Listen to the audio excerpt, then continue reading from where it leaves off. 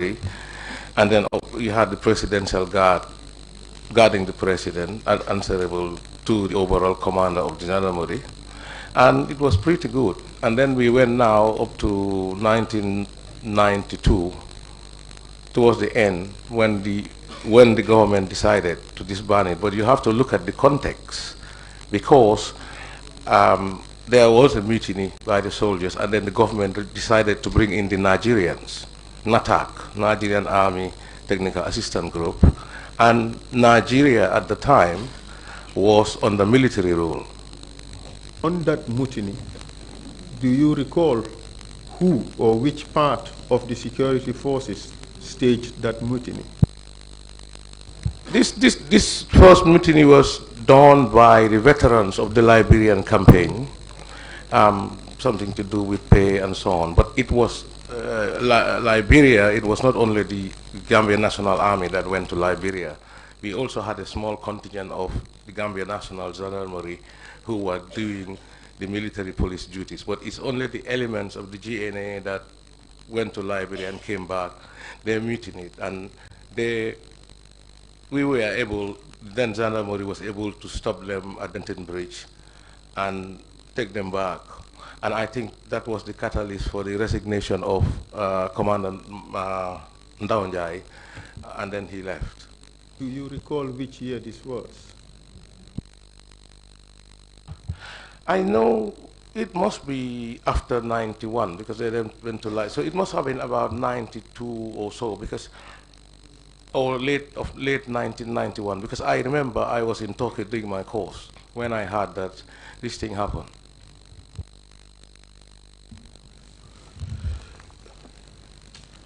After this mutiny, what steps did the government take, if any, to address the situation? Well, after the mutiny, Colonel Ndaonjai retired, retired, and after he went to the diplomatic service, and the government decided now to bring this Nigerian assistant group to command the Gambia National Army, which I thought was a big mistake, because every army needs to be commanded by the nationals of that country. Because Major Maba Job was appointed as the interim army commander. At the end of the day, who's supposed to be army commander or police chief, that's a political decision, and it's in the gift of the president. But I think they should have appointed Maba Job as commander and the Nigerians advising, or whoever, because at the time I think, yeah, there was Major Chris Davis, and there was Dr. Njai Pacha, who were senior officers, but Maba was. So, in my opinion, I thought that they should have been advisors rather than actually commanding the Gambia National Army. So you have a Nigerian commander, and the battalions are commanded by Nigerians and their deputies. So this is why eventually you will have this coup, the lieutenants will lead it, because the then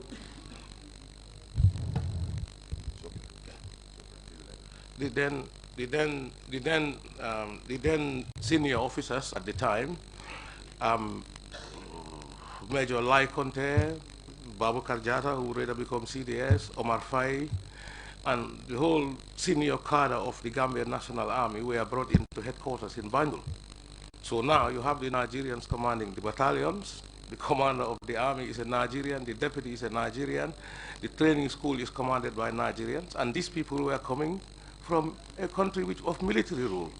They didn't have the culture of working under a democracy.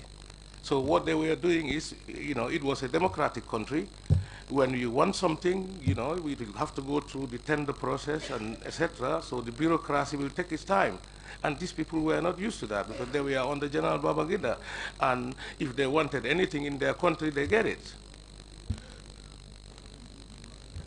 Are you suggesting that at this stage, no Gambian officer was given a command position?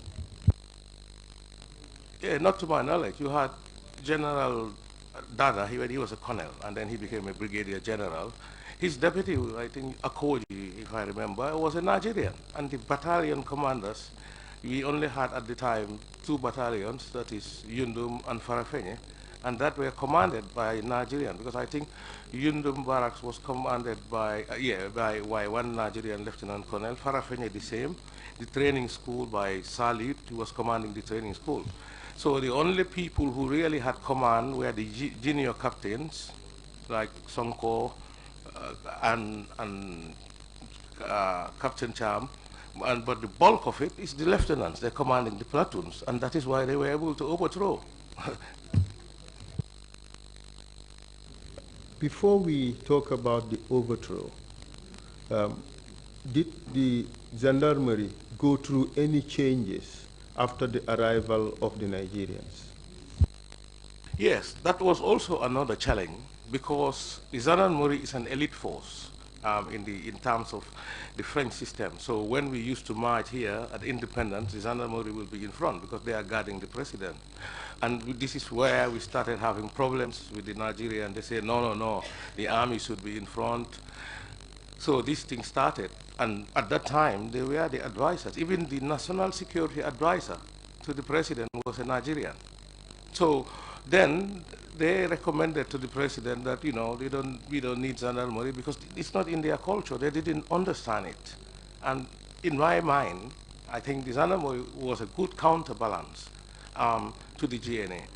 I mean, so the then government, obviously, it's a democratic government, it's their choice. But if I was in their position, number one, I would never get military assistance from the masters of coup d'etat then. And then you had a gendarmerie, which was the counterforce. You disband it and annex it to the police. And then what happened, which is the tragedy which will come later, is that all of us were transferred to police. We were under police command, except the military police component of the gendarmerie that went to GNA. And that's how Jame and others went to GNA. In which form? How can you describe what was the name of the unit of the gendarmerie that was annexed to the police? The whole gendarmerie was annexed to the police. The stations, territorial station, became under the normal police setup. And then what was the mobile gendarmerie, the reserve force, which is based at Fajara Barracks, became the tactical support group, which I had the privilege to command. Then the small component of military police went to the Gambia National Army. The tactical support group, was it also part of the police at this stage?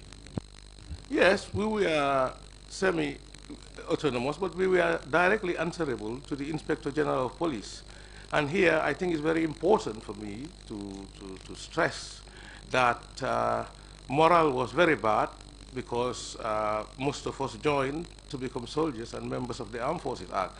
And suddenly, you know, we become police officers. I mean, the senior officers, we understood we are under a democratic government. We have to obey what the government said, but the junior troops, you know, were demoralized about it. And no assessment or anything was done. I think that when the Confederation broke, I thought the sensible thing that needed to happen was we should have got a new doctrine to tell us what is the role of the GNA, what the gendarmerie is doing, because we had Senegalese cover at the old time. So these are in my own view, some of the failures I thought that happened. You have mentioned two important problems that afflicted the armed forces. One was the lack of morale, or because of the problems of the change from gendarmerie to police. And the other was a lack of a well-defined military policy or military doctrine. Were there any other problems that affected the armed forces at the time? Yes, there were other problems that also affected the GNA. Because before, you had to understand that some of our officers in the Gambia National Army, not the gendarmerie yet, as you know, it's a democracy. The government has limited resources at the time. They have finite resources. So there was a problem, some of them, you know, the housing and other issues. And then suddenly the government brings 60 or so Nigerians, you rent expensive house for them, you give everybody a car. You know, the trouble is starting, because then the guys at Yundum Barracks, then you saw the soldiers begging for leave and so on. I think that was an oversight. So you start to see the moral problem. And also, we have to be also very honest. When they went to Liberia, I am very privileged in the sense that my father was a soldier and also a policeman. I remember when they were going to Liberia, I was very excited.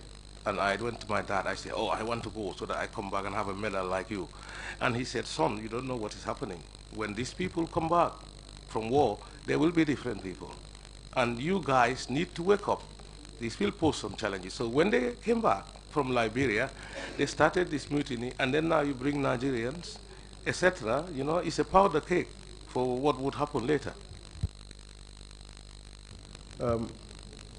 What was the relationship, if you know, between senior Gambian officers and the Nigerian commanders?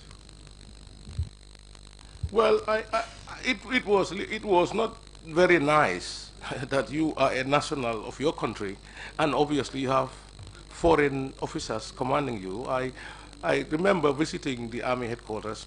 Sometimes I passed through there to visit Lai Conte and Babukar Jatta, because they came in after me. They joined about 83, but we became cadet officers, and I used to go there, and it was nice. Like we in the gendarmerie, we are commanding our force. We are Gambians. We are very proud, and them, they are our contemporaries on the other side in the military, and they don't have command. So I don't think that speaks volumes.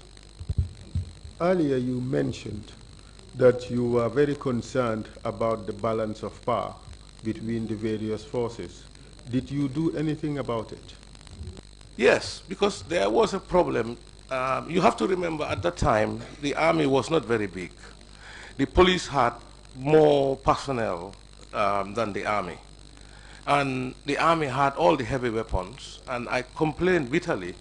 And to his credit, Captain Samsudin Sar, even though he was in the GNA and he later became a staff officer, we complained. We said that this is, anybody who was smart enough would see that any day that the army rise up, it will be very difficult for us to counter them. But at that time, the Nigerians were there, the whole sway. You said there was a powder keg waiting to explode. Were there any ways in which this manifested itself?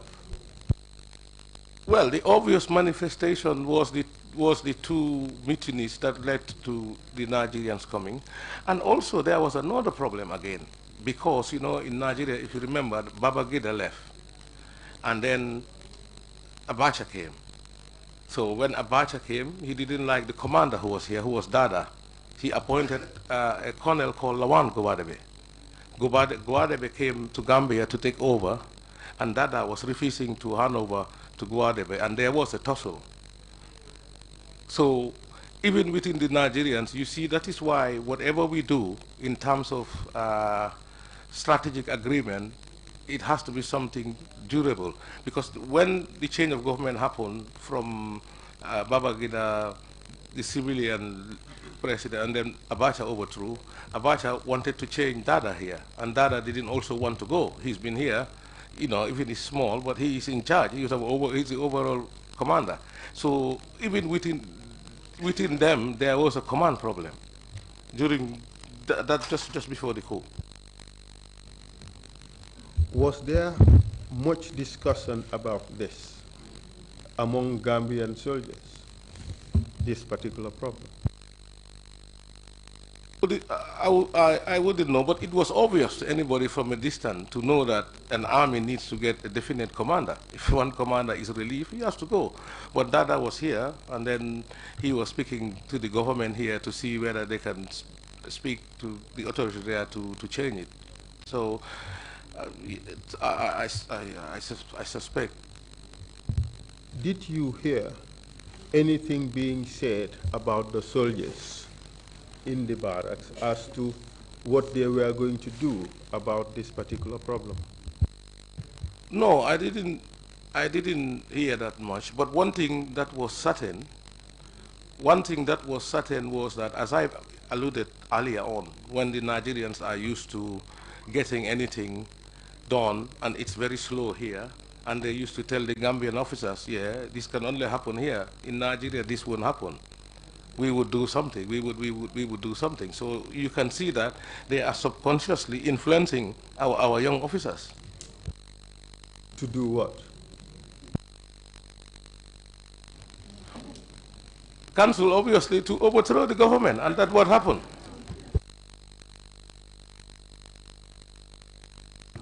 Was there any talk about that during that period? Did you hear any statements being made about that? Well, it was an open secret that there were rumors. I am very happy I saw Honorable Oje Jallo here in the crowd. There were rumors all the time of coup, wolf, and everybody, even me, I was suspected many times. If I go anywhere, they say, oh, Chongan has gone here. So we were all being sometimes accused of coup, and we said wolf. So that used to happen. Even some of the civilians used to say that there was going to be coup, etc. Do you know whether the government at the time took steps to address those rumors? Well, I suppose it was a democracy at the time. You have to give the people benefit of the doubt. They are not, until there is evidence at the time. But one thing which was also another failure was that when you had the Armed Forces Act, you had a National Security Council. And as far as I'm aware, the Security Council never met, because it was important that the political masters know what was happening. And also in the military, there was a problem in the sense that we had no defense minister. We had the permanent secretary minister of defense, who was de facto, because the president was the defense minister, de facto the minister. So our civilian masters were a little bit distant to us, because if the Security Council at that time was meeting, they would have been able to look at these issues, and probably there would be. But with hindsight, it's very easy. How about on the issue of weapons? Were there any problems with that? Yeah, as I mentioned earlier on, all the weapons, even though the police and the gendarmerie they didn't have we just had some Kalashnikov and general purpose machine gun, and army had a lot of heavy weapons and everything. And we complained that, or some of our political masters, they were aware, as I said, me and Sar, because Sar was a staff officer at the Ministry of Defense then. That was why he represented both sides of the armed forces then. But they were aware. But as I said, the difficulty was that time, the Nigerian calls the shots. Mr. Chongan, so far you've suggested that there were problems in the administration of the army, sort of a disconnect between the civilian oversight authorities and the military itself. You also suggested that morale was low in the armed forces. You also indicated that command of the army was basically vested to the Nigerians, and senior Gambian officers were at staff at headquarters, leaving only very junior officers with command of platoons. You have also indicated several other problems, and you described the situation as a powder keg waiting to explode. Did anything happen in July of 1994? Yes. On the 24th of July, before the coup d'etat happened, we were supposed to have an exercise. The Americans used to come every 2 years, and they do what we call the West African Training Cruise. They used to do it. They've done it before in the past, where I was an umpire, and Omar Faye was an umpire, and then the exercise was done around Mandinari. So we train with the army would train with the American troops, etc., and they go. So on the 24th of July, Lieutenant Colonel Salit, who was the Nigerian guy in charge of training, and Sar, who was the staff officer at Defense, came to me at the police headquarters and told me, tomorrow we have an exercise with the Americans so that you are aware and warn your units around Denton Bridge. I think the Americans wanted to do some amphibious landings, etc. So everything was geared up for that. And also the president was coming back from the UK after a couple of weeks away. And now there was this rumor of coup at the time. It was fever pitch. But in my own personal circumstances, something happened. Normally I would be part of the airport. I'll go because I'm AIG operations, overseeing everything. But the then Inspector General, Mr. Jain, said, you know, let me not go to the airport that day, which was the day before the coup. So I don't know what happened, whether maybe I was a suspect or maybe some people didn't want me around, because my stance against coups were well known in the military circles, you know. So basically that's what happened. And when, before the president came, I think maybe before the president came, because that serious rumor of coup, the military were made to open or test their weapons to make sure absolutely that there is no live rounds or anything. And that was very bad. The army thought that that was a humiliation. So I didn't go to the airport that day. So in the evening, I met up with one of the police officers who told me, sir, today the army was searched, etc., etc. And I said, my God, are you sure?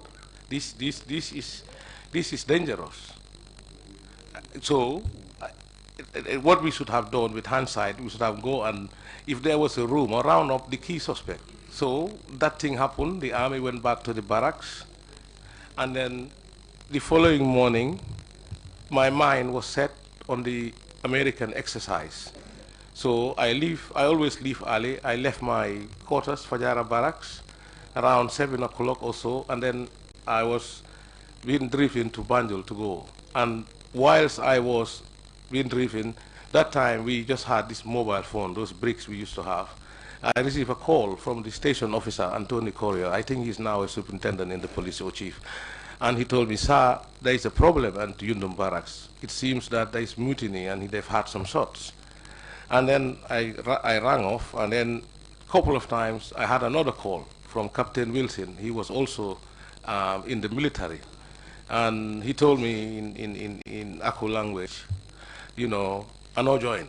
I say, well, you don't what? You don't join what? He said, I'm not part of it. I say, okay. So I went to headquarters and reported to the IG, and then the Inspector General told me this mutiny is on, but he has ordered Chief Superintendent Jawara, who replaced me at Fajara Barracks when I went to police, that to deploy the tactical support group. So the tactical support group, a unit was deployed at the bridge, and we thought that like twice the army came and we stopped them, but this time it became more serious. So when the tactical support group were deployed at Denton Bridge, so and the Inspector General told me, all right, we deployed the police unit. So I assembled all the police officers at police headquarters, and downstairs I gave them an address and tell them that this thing is happening, but we should be loyal to the government. We should defend the Constitution at all costs. But it was difficult. The weapons, we didn't have good weapons. We had very old weapons. But nevertheless, then that time, Jibril Ju, Superintendent Jibril Ju, who would later become the IG and an ambassador on the Jammeh's government, was OC Banjul Division. So I gave him orders, and I told him, okay, you deploy some men at Gambia High School, and then we deploy the other men at the junction of Radio Seat and Bond Road, so that we can set up ambushes. So after that, I told the Inspector General, you know, I'm not going to even stay here. I have to go to the ground to find out what is happening. So I went to the bridge, met the tactical support group there, and told them the same. We had orders from the IG, if necessary, shoot to kill.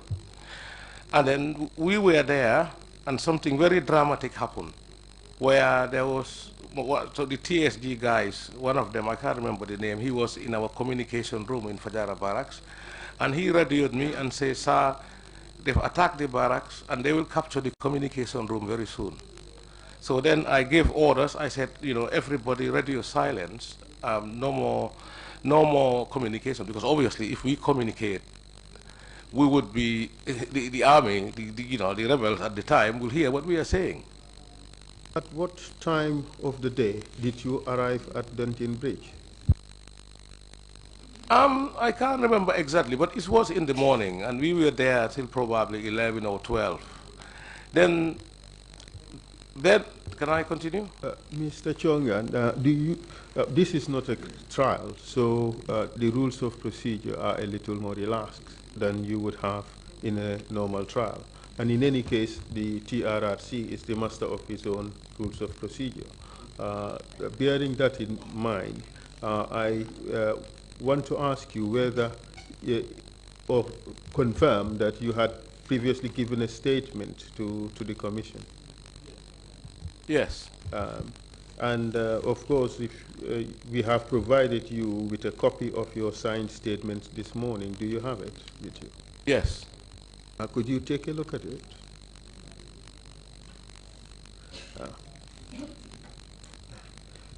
You obviously can't remember the time that occurred, but I want would you like to refresh your memory with regards to what happened in the morning of 22nd July? Have a copy of the statement with you? Yes, I have it, yeah. Could you take a look at paragraph 14 of that statement? Yes. I said around 9:30 we received updated intelligence that they have arrived at the bridge, yeah. I would like you to, the contents of paragraph 15 of that statement are quite important. Yes. I would like you to read that to the Commission, if you don't mind. Okay, paragraph 15, I said, moments into my arrival, I met Lieutenant Minte and Lieutenant Jaju. Lieutenant Jaju would later be one of those executed in those prisoners. Came on our side of the bridge, and with a message from the leaders of the mutineers, which then was Lieutenant Yaya Jame, former gendarmerie officer, and Second Lieutenant Edward Singate. And the message was simple and uncompromising. They must cross the bridge and proceed to Banjul. Lieutenant Minte and Jaju were clearly agitated and advised me that the soldiers were heavily armed. I sent them back, the two lieutenants, to tell the rebel soldiers in no uncertain terms they would never be allowed to cross the bridge. I further emphasized to Lieutenant Minte and Jaju to remind the two army lieutenants and their band of rebellious soldiers that they would live to regret any treasonable act in violation of their sworn pledge to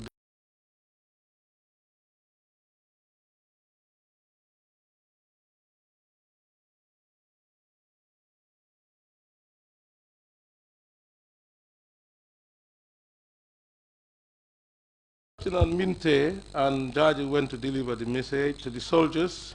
I turned back to Captain Suare to affirm my orders. I emphasized that he should continue to negotiate with the soldiers with the hope of convincing them to abort their mission. But if necessary, he must make sure we can use force to end the mutiny. At that moment, I received a communication on the police radio from the TSG signal based at Fajara Barracks that the barracks was under attack and soldiers were about to capture the vital communication room for the police radio transmission located there. All of a sudden, the situation became graver and more complicated than we had presumed, I immediately gave instructions to all units to discontinue radio communication because the network was no longer considered secure for internal dispatch. I turned back to Captain Suare and then told him the new development left me with no chance but to rush back to the police headquarters for contingency planning with the Inspector General of Police. I left and his men and went with my driver and my orderly to police headquarters.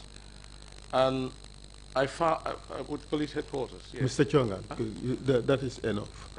Does this adequately reflect the truth about what happened that morning at the bridge? Yes, and then after I went back to headquarters, I met, that time, Suleiman Bunjag was a permanent secretary, Minister of Defense. He was there, and then Kaba Bajo came briefly with the NSS Director, Keba Sise, and I told the IG, the situation is really grave, and the army are coming, but we have to stop them. And then the IG told me, yes, go back and make sure we maintain my instructions. So now, what were those specific instructions issued by the IGP at the time? Yes, he said that we should resist, and if necessary, we can shoot to kill. So then... Did you convey those specific orders to the soldiers you found at the bridge? Yes, I did convey that to the soldiers I found at the bridge, and then... Can you indicate to which officers you conveyed those instructions? Yeah, those instructions were to Suare that they should hold the bridge. Did you convey those same instructions to other officers apart from Suare? Yeah, I mean, I told you Minte was there as I read and Jaju, but obviously Suare is a senior man. So then, but now I have got... At the time you conveyed your instructions to them, did they show any disagreement with those orders? No, they didn't say anything. As at that time, you left the bridge believing that they would comply with your instructions the first time round? Yes, I had that belief, and then I left and went to headquarters. So now tell us what happened after your meeting with the Inspector General.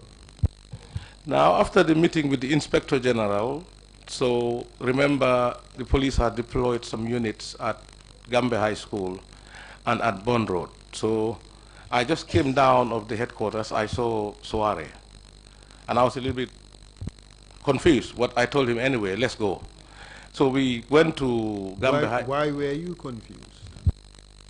No, because he was at the bridge. At the time I left him, I thought he was at the bridge. So... Are you suggesting that you were confused because he was not supposed to be at headquarters? I was not expecting him there because as I have left them, they were in charge of the bridge. So then we went. So we went to Gambia High School, and then I collected the police unit because there was a driver called Ngumbo. He was the one who deployed the TSG at the bridge. So he took the police unit, and then I went with my driver, Lance Corporal Dembo Jata, and Corporal Jane, who was my orderly. So I told the police, now let's go and have a last stand at Radio Seat. At this stage, where was Suare? After we went to Gambia High School, remember, Council, there was a lot of tension that day. It was very serious, and my mind, I was focused that we must do something. So from there, I cannot remember where he was. I couldn't see him. But what I did was I told my driver, Dembo, and Mr. Chongan, we want to understand what happened immediately you left the police station. Who did you live with? Could you list all the people you left the police headquarters with? I left with my driver, Dembo Jata, my orderly Jane, and I believe Suare was in the car. Then we went to Gambia High School and disembarked. And there I told the police units, we have to go and reinforce at Bone Road, junction of Bone Road and Radio Seat. At the time you arrived at Bone Road, did you see Jawara again? No, I didn't see him at that time. So now, when we reach at Radio Seat, I told my driver, Dembo, he's here, he later became a major. I told him, well, now the situation is very crucial. I don't know whether I will survive this, what is going to happen next, but I will have to fight. So I told him, now you can go back. And then I told Jane that you are my orderly, we have to go together. So now we went, reinforced that, then that Johnson, Radio Seat, and the road going to Bone Road. So we were there. The unit commander there was ASP Harry Valentine, and I explained to them, now we have to resist. Then we were there. Just moments later, we saw the soldiers coming, and to my horror, I saw our own tactical support group have torn their berets. In other words, they have joined the soldiers, the mutiny. And I said, all right, even if I have to die, I will die. So I decided to open fire and fired a couple of bursts of gunfire, and they scattered. Was your fire directed at the oncoming soldiers? Yes, I have to be honest. We have to uphold the Constitution. So when I fired, they scattered around, but my men didn't fire. So, but I cannot blame the police officers. They were not trained. They were not soldiers like us who had gone through military training.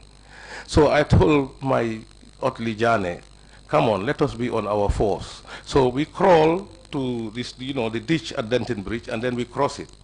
When we cross it, we saw a car coming, we stop it, and we board the car, and then now we drive through Bond Road to go back to the police headquarters.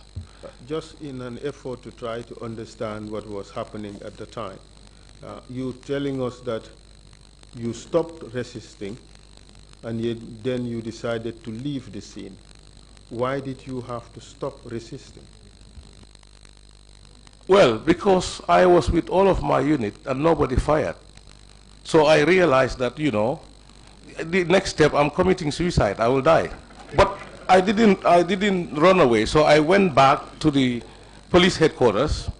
Actually, up to now, I shudder when I realize what I have done. I had a wife and a kid. So, so that is respected, Mr. Chongan. All right. Was there any return fire from the soldiers who were coming?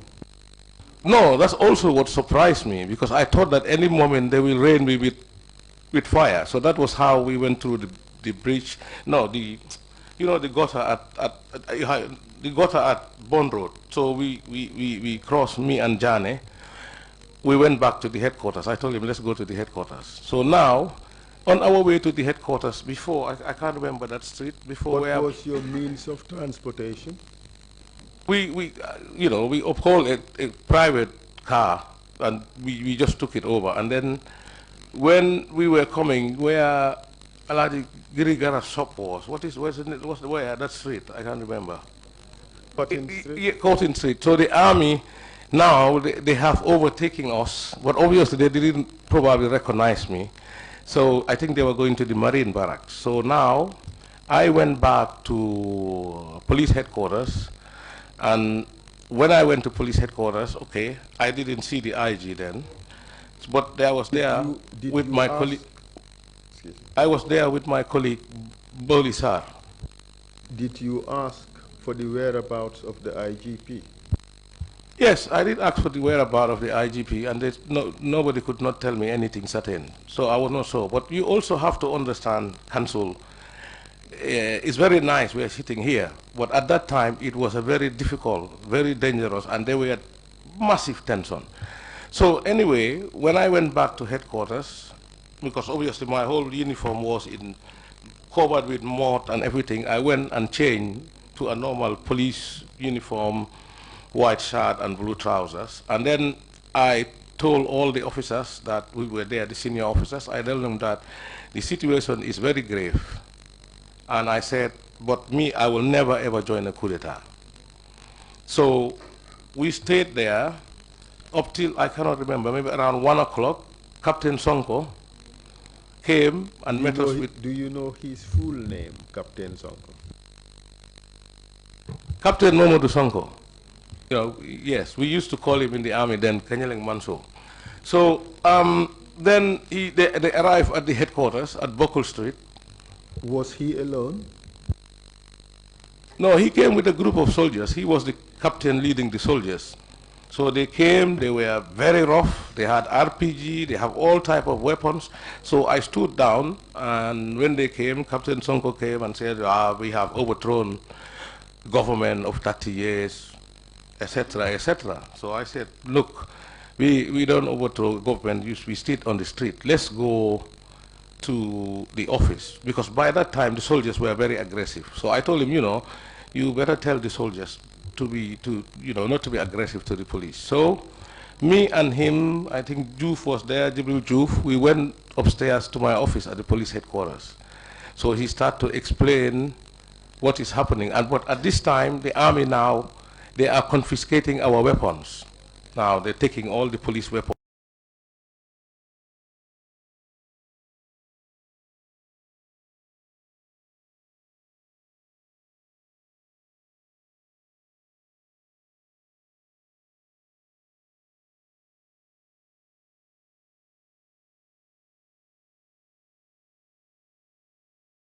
Juf's office.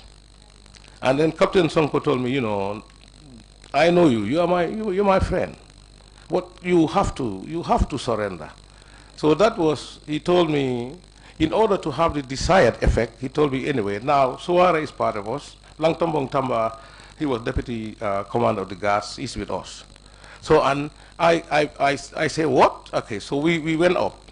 So when we went up, why did you react in that manner?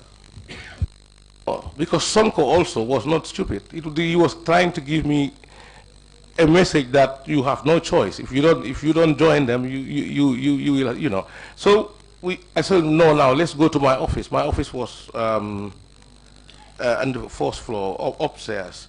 So we sat at... Sorry, Mr. Chongan, for interrupting. This information that you received, that Suare, the man you left at the bridge to man the bridge, and Langtombong Tamba, commander of the state guards at State House, 2IC, second in command at the State House, they have both joined the coup.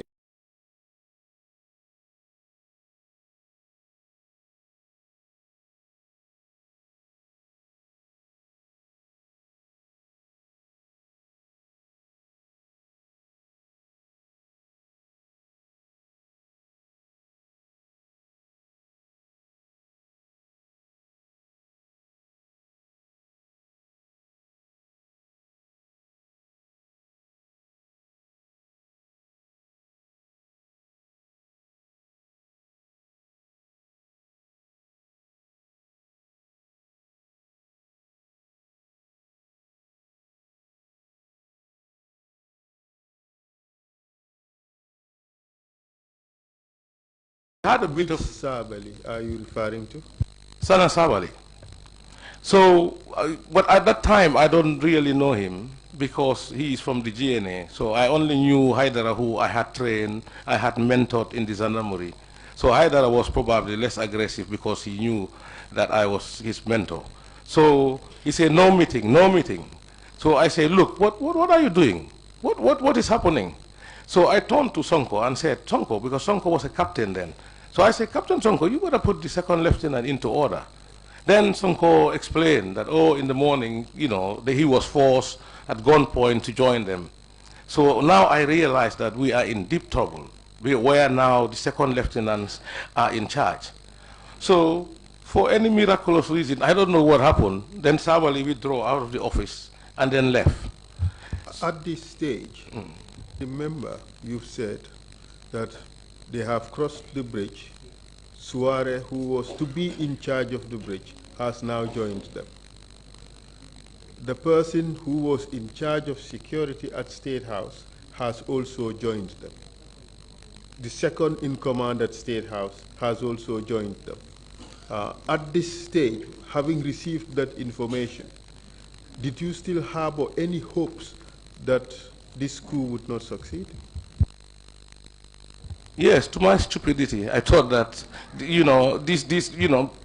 because I was probably not mentally prepared for it. So, I thought still maybe we can do something, but it's not going to happen. So then we continue after they left, after Sabali and Sadibu Haidara left. And now I told all the senior officers there, I said, now it seems that everything is finished. But now we are in a crucial moment, everybody with your conscience. If you, for me personally, I will never join a coup d'etat.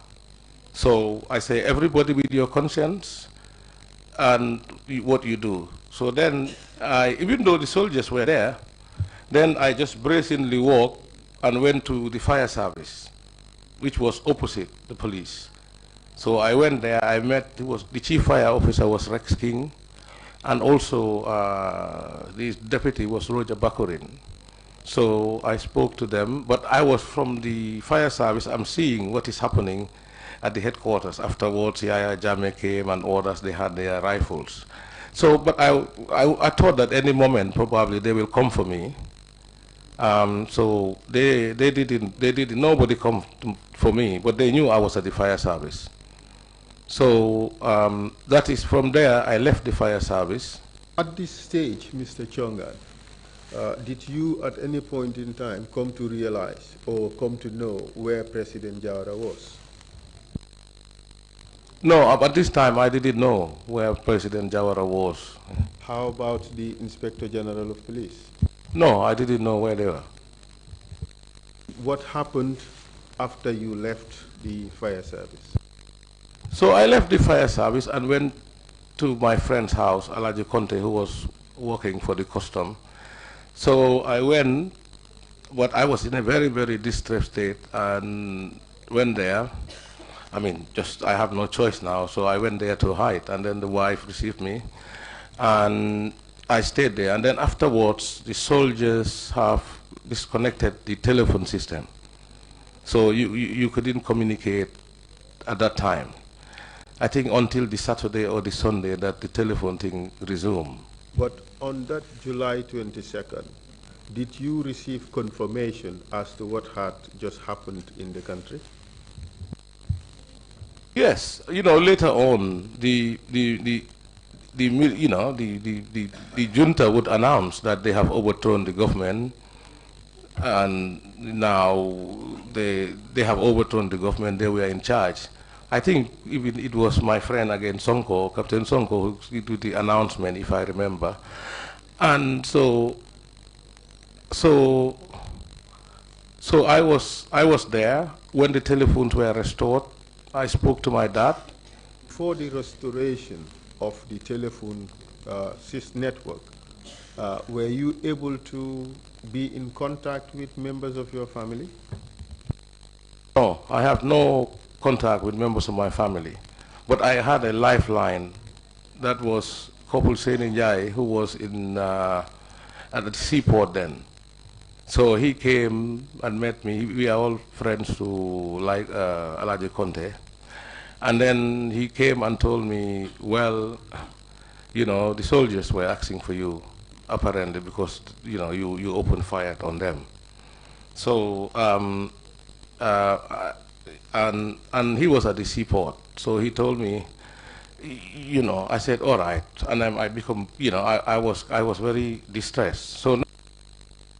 So now I go to at Alaji Conte's place, and then when the telephone system was restored, I spoke to my dad and told him the situation, and he told me, well, I heard what happened, what you did, and now your situation basically is very precarious. But he was a former soldier, so he prepared me psychologically. He said, now there is no way they will arrest you.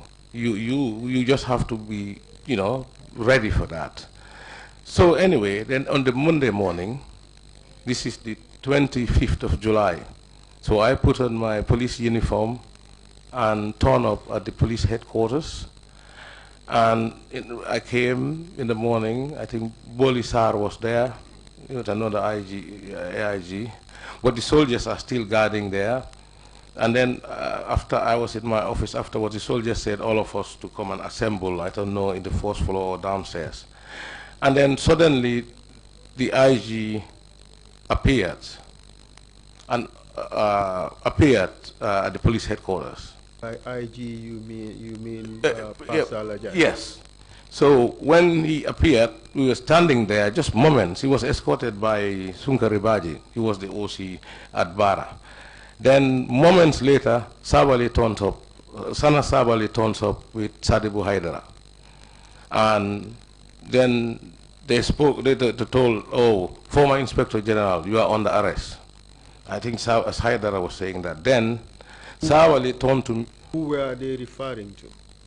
No, they are referring to Press Jain, the IGP, telling him, former IGP, you are under arrest. And then Sabali turned around and said, and you. So they grabbed us in a very... And when Sabali said, and you, who was he referring to? He was referring to me. So they just grabbed us there, bundled us, took us down to downstairs, put up in a pickup, humiliated us, and then the irony is that, you know, we are walking, we have been driving through Nelson Mandela Avenue to go to prison. So they drove us and they took us to Mile 2 prison. So when we went to Mile 2 prison, we were not processed or anything. We just start to, they just brought us to the prison, take us straight towards security wing number 4. And when we were going there, because I was so angry and bitter, because I trained Sabali, I mentored him, I did, not Sabali, Haidara. So I just turned around and said, Haidara, are you taking me to prison? So he just turned around and Sabali said, hey, move on, you know. So they take us. I see that you are making some gestures when you said move on. Can you explain what Sabali was doing? No, they have guns. You know, they have rifles, and with other soldiers, you know, you just move on. So we continue. They took us. Was he poking or pushing the rifle? No, he was pushing the rifle. Yeah, but obviously he did not shoot me. So we were taken to security wing number 4 without any process. But when we reach, what kind of process were you expecting, Mr. Chongan? Well, I would have expected that if you take anybody to prison, you need to process the individual to say you've been brought here, for what reason, etc. There should be some kind of formality. So we continue. We went to security wing number 4, and I was so distressed. But when they opened the gate, I saw, oh, some other officers are in the cells. I think I remember Sirif Gomez. When I saw Sirif Gomez, I saw some other officers. I said, oh, well, then we have company. So I was taken to cell number 13, I think, and then they just search you and just bang you in the cell. And can you describe the condition of security wing number 4 at the time? Well, security wing number 4 was holding the people who were convicted for the 1981 attempted coup. Well, I think by 1990 or 91, President Jawara gave them amnesty, and the place was empty. So these cells probably were not occupied. So the windows, apart from the burglar proof for us not to escape, there was nothing there. So there was no wire gauze, there was nothing. So we are... Can you describe the cells, how they were at the time? Yeah, the cells, there's nothing. It's just maybe, I don't know, 1.5 meter, 2 meter, and maybe 1.5 meter wide. And then you only have a wooden plank, finish. And that would serve as a bed? Right? Yes, that would serve as a bed. And then you have a chamber pot, which is, you know, in those days when I was a Sankung Sila, you know, those nylon buckets or whatever, that is what you use for your, you know, toiletry and all those things, and they give you a bottle of, you know, tap water, you know, and now we are here, and they, you know, they're just bringing people, and then later I would understand that Captain Durcham was the first, I think, to bring Sirif Gomez and co. And then I understand they were saying, "Oh, check here, you know, these people, that, etc." And then a couple of hours they brought Durcham in the prison. Let's try to understand this. You mean that Sirif Gomez was brought into Mile 2 prison, security wing number 4, by Captain Mamad Cham? No, not Mamad Cham. Don't mix them. Ndur Cham. Yeah, so I understand he was escorting them, or was part of the escort. They were just telling the story. And subsequently? And so after a couple of hours he was there. Because by this time, I think Sawali was just mad. Everybody was just arresting. So you're suggesting that Ndur Cham, who initially escorted them, yeah, was also later brought in as a prisoner or as a detainee? Yes. And the drama will continue. So we were there. I was brought with press, and then Sirif Mbai and Dur were taken to security wing number 1. And then after, I don't know, 24 hours, 48 hours, they will bring Captain Cham, Mamad Cham, and they would bring Samsudin Sar, and I think they would bring Major Njai, Dr. Pacha. They come and join us there. So we were there for about 1 week, complete lockdown. You don't go out. In the morning, the prison officers would just come and take the chamber pot and bring it back. And then the mosquitoes. I have never seen mosquito in my life, maybe because I grew up in Combo. They will beat you, the mosquitoes will beat you. You will not sleep at night. It's horrible. I will not even put my my enemy through what happened. So after 1 week. After 1 week. Yes. Were you ever informed about the reasons for your detention? No.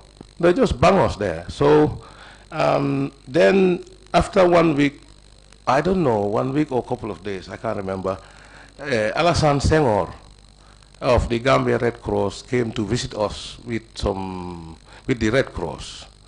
And I think that probably saved our lives, so that we are accounted for. And they and after they left, and also they, I think they were escorted by Captain or Lieutenant at the time, Alaji Kante. He was then the spokesman of the junta, and then he also would a couple of days later come and join us in Mile 2. What do you mean by that? Well, he would detain. There were no procedure. They just arrest people and dump you at Mile 2. So we were there.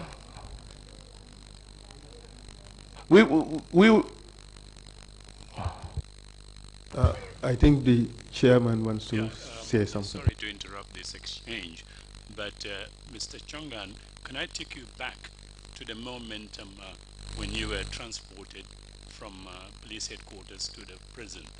You said that when you were put in the pickup truck, you were humiliated. What was the nature of the humiliation? Well, Chair, we were the police chiefs of this country. And then suddenly you have junior officers roughing you up, even from Sabali or Haidara. You have to understand the context of the military. These were second lieutenants. They just graduated from officer school. And you take your senior men, and also the civilian people, the people we commanded, the civilians, everybody seeing us. And obviously these would be reported, and our families and our relatives and other people will know it. Was there any physical violence against you? Yes, we were roughened up, we were roughened up. They just grab us, dump us, dump us in the pickup trucks, and then even the soldiers who were driving were not even good drivers. It was a very scary situation and very shocking. Thank you very much. Counsel, I wanted to intervene at one point on two procedural matters. One was that if the exchange between you and the witness, if the statement that he signed could be part of the record. I didn't want to preempt you on that particular point. And the second procedural thing is, if he's going to read text in extenso, I think he may want to go slow a little bit on that for the benefit of the interpreters. There is simultaneous interpretation going, and if you go very fast, they don't, you lose them very easily. Thank you, Mr. Chairman. The point is well noted. On the issue of the statement, we hope to put it as part of the record at the end of his testimony. Thank you. Mr. Chongan, you may proceed. Yeah, so as I said, now the Red Cross have come and visited us. And then there was a good prison officer. Before you talk about the visit of the Red Cross, you said you were in complete lockdown for the first week that you were at Mile 2 prison. Can you explain what you mean by that? Well, in prison terms, it means you are not going out. You are in continuous solitary confinement. You don't step out of the cell. Kindly proceed, please. And also, maybe I should have also mentioned the food. We would come to that, Mr. Chongan. So then after the Red Cross visited us, and the prison authorities, they started to give us toothbrush and toothpaste. Before the visit of the Red Cross, did you have the opportunity to take a shower? No, Counsel, that's why I told you, you are on complete lockdown. You don't step out of the cell. You are 24/7 inside the cell. And what did you have for food? What did you have for food? Yeah, that was the most terrible part. I mean, because the food, the lunch is horrible. You don't even know what they cook. Sometimes you think they're going to cook benachin, it ends up to bahalo or whatever. And then in the evening you have chere. I don't know how to say it. Is it couscous or millet? Chere. And then this chere, is so bad. Sometimes you even have sand inside the thing. Anybody who is in Mile 2 will tell you, you will know wet or dry. Whether they put a bit of sauce in it or not. And in the morning, you only have pap, very bad pap, with some those, it's horrible. It's horrible. Did you have competition for your food? No, obviously, you will understand, Counsel, that we all came from different backgrounds and are used to whatever different food, So, perhaps, Mr. Chongan, maybe you didn't understand the question. The question was, did you have to share your food with anything? Did you have competition for your food? Oh, yes. We had big competition.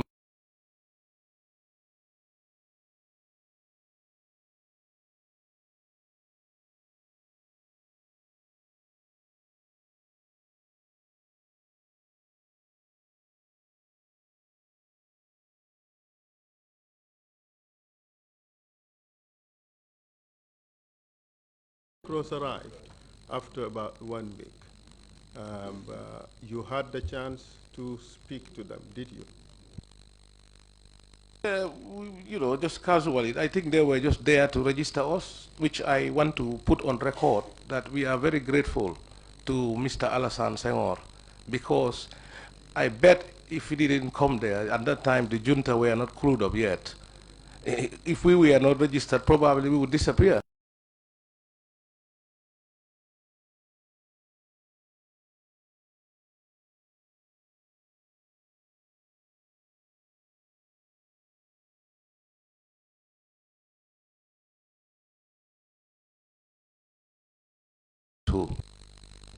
You said when the Red Cross arrived, you were for the first time given toothpaste. Did your condition improve in any other way? Well, I mean, it has improved just incrementally a little, but it can never improve. The mosquitoes haven't gone away. And by this time we've not have the, what's it called again? I forgot the name. That round green thing. Was it Muntaiga? Yeah, because afterwards we would be burning Muntaiga throughout, 24/7, to just to keep away the mosquitoes. At this stage, after 1 week in detention at Mile 2, did you come to realize how the new leaders in this country were organized?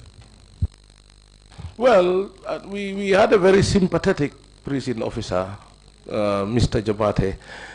He used to have a transistor radio and other people. We also have, like Jibu Seka, some of these prison officers. So not all of them, were evil at the time. So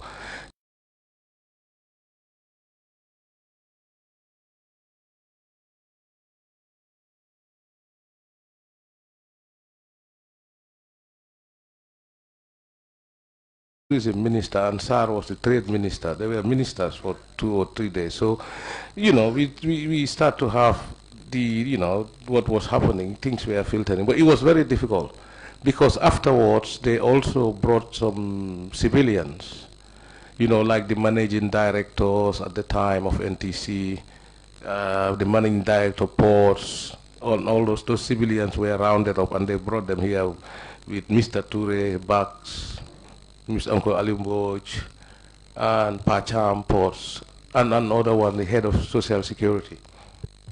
Before we get to that, you were telling us that there was a radio and through which you were able to hear some of the announcements, civil ministers, people were appointed ministers, and you mentioned Samsudin Sar and Mamad Cham.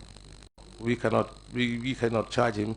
We are subjected to the Armed Forces Act, and it's only the military police, who can charge him. So we brought him down. When we came down, our commander then was Pate Seka, who would later become a general, and told me, Chongan, this guy is not a good guy. We have to kick him out. I said, no, sir, you cannot, because I was a captain, and I was a captain company commander. You need to protect your men. So I said, let's discipline him, delay his promotion a bit. Then afterwards, he will learn his lesson, and he will go on and try to explain, oh, I was victimized, which was not true at all. And there were a number of occasions when I was, I used to kind of rough him off. That's why probably he paid back and locked me up for so long. And he would, he would come, so he was there, yeah. That is why I cannot understand when people were glorifying him that he has knowledge and all these things. I just cannot understand it. Yeah. You were with Jame for long. You went to Gambia High School together. You were also in the gendarmerie together. You trained him. Your view of him is that he was always unkempt and he was of bad behavior.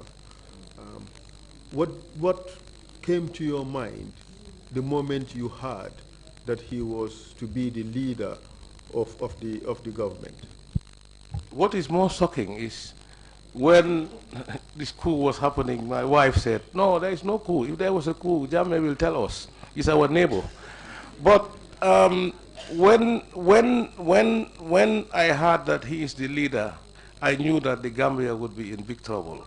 Because as I said, I knew him, to be fair, more than many people. I knew him at school, and even within Latrikunda. I'm from Latrikunda. He was living at Uncle Alphonse Tamba's house. So I knew him, and he was in the same class with my childhood friends, like Usainu Jallo and Asan, and Dudu Nyang. So I knew him. I knew him, but there was nothing. There was no rancor. We helped where we were able to help. So I don't know, how he just turned out to become such an evil man. 1 week after your detention, the Red Cross ICRC visited Mile 2. Your situation improved a little bit. Can you tell us what happened after that? Immediately after that, maybe about after 1 week, Lieutenant Biran Sen and Lieutenant Cherno Jallo at the time, with some sergeant on the heavy escort, they came and picked me up from the prison and took me to police headquarters. Did they tell you why you were being taken to police headquarters? No, that time they don't. They just come and grab you. They don't tell you where you're going. So we went to the police headquarters and we met Jabate there, ASP Lamin Jabate, and Fode Barry. So they told me they're investigating, I don't know, stolen goods or something like that.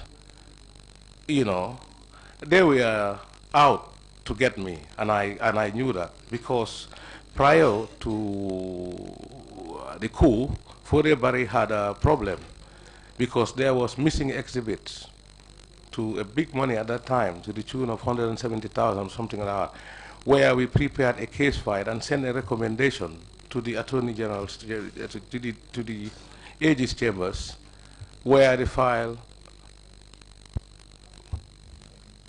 Who was the case against at the time? It was a case of alleged stealing against Fode Barry, that's what I said. And then we created a case file and recommended the case file to send it to AG's chambers. It was with the deputy DPP then, Fatou Bom Bensouda. What was the recommendation in that case file? Yes, there was prima facie evidence of stealing because the exhibits were missing. So there was a case for theft. And then now... Why did you have to send the case file to the AG chambers? Well, we wanted a legal opinion. But we would have made, the police investigators, there was prima facie evidence that there was a case. And then we sent the case for AG's chambers to confirm whether our recommendations are right or not.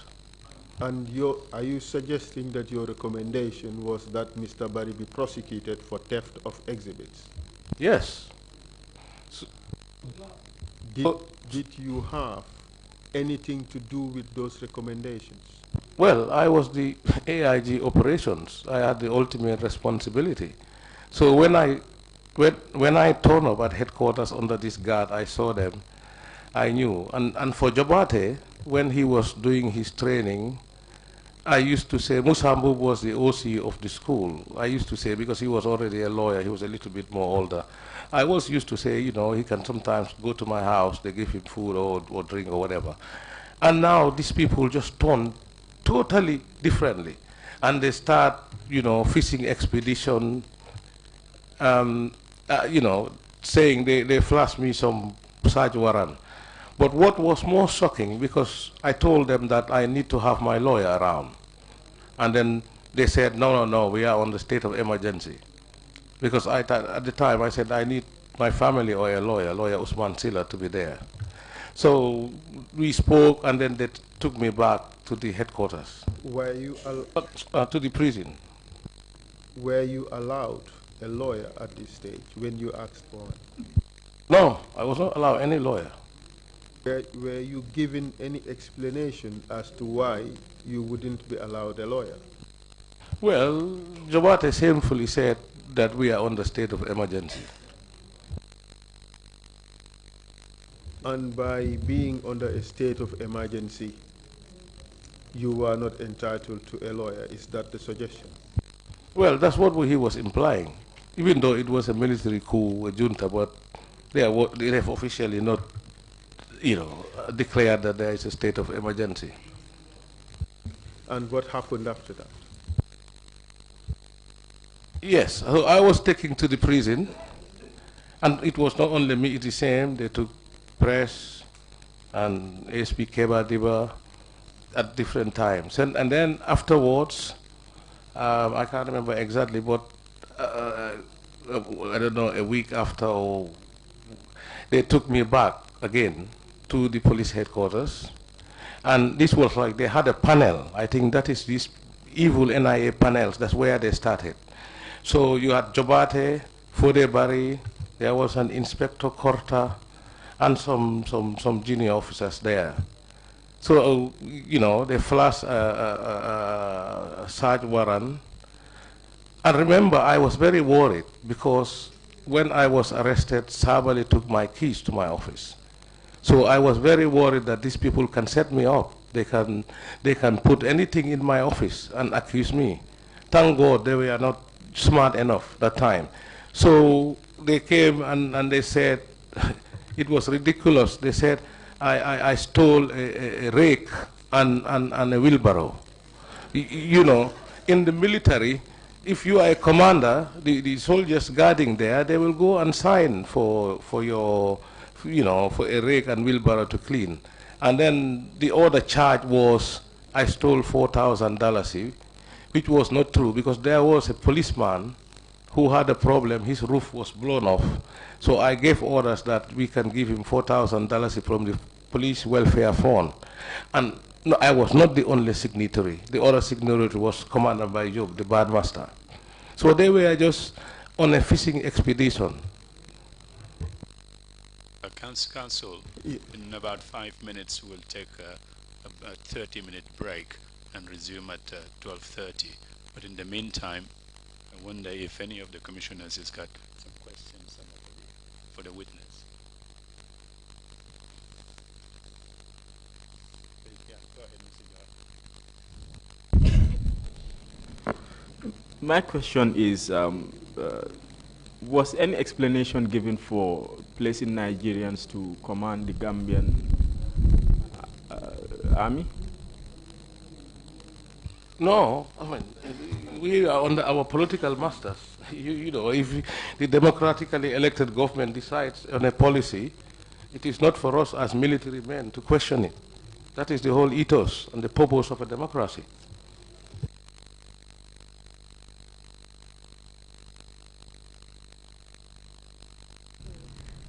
Chongan, if you were bitten by so many mosquitoes, all of you, what was the level of malaria infection among the detainees?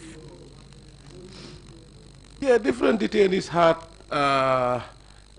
different. Some people will have malaria, but they were later they will give you some of the tablet, whatever. I don't remember, Nivaquin or whatever they used to give you.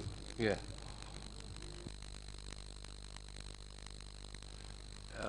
Mr. Chongan, I want to ask, while you were in custody, were you beaten or tortured, or otherwise have you witnessed any of your or any of the detainees being tortured while in custody? Well, I think we will get the torture happened, but we will get to that later in the testimony because there is a very dramatic day where we went through a mock execution. So, but that, you know, I leave it to counsel.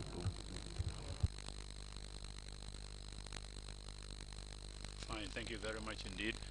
Council, if you don't have any question, we would suspend the meeting and come back at 12:30. Yes, indeed, Mr. Chairman. After the lunch break, we would talk about the continued detention of Mr. Chongan and others, including the torture and mock execution of Mr. Chongan and others. Thank you.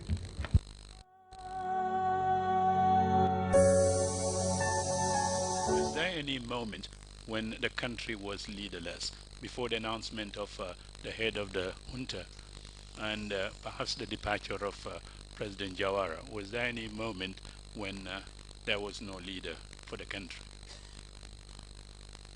Well, I think after the president went on the boat and some of the senior officials and the soldiers, it took them a while. I think they did say they overthrew the government, but they never formed any government, I think, until the Monday. So you could technically say, you know, the country, de jure, it was, it was leaderless, but de facto, the soldiers were in charge. Thank you very much indeed. The meeting is suspended until 12:30. Thank you all very much.